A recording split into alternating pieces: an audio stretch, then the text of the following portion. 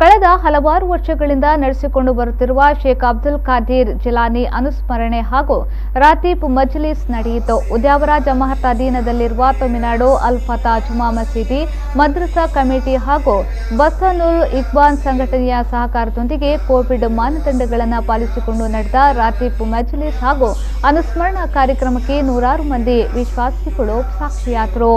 ಮಸೀದಿಯಲ್ಲಿ ನಡೆದ ರಾತೀಬ್ ಮೌಲಿದ್ಗೆ ಅಬ್ದುಲ್ ರೌಫ್ ಫೈಜಿ ನೇತೃತ್ವವನ್ನು ನೀಡಿದರು. ಮಸೀದಿಯ ಖತೀಬರಾದ ಅಬ್ದುಲ್ ರೆಹಮಾನ್ ಹರ್ಷದಿ ಅನುಸ್ಮರಣಾ ಪ್ರಭಾಷಣ ಮಾಡಿದರು.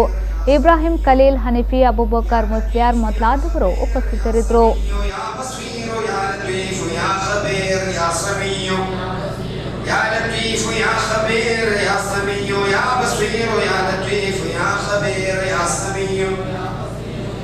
لطيف يا خبير يا سميع يا بصير يا لطيف يا خبير يا سميع يا بصير يا خبير يا سميع يا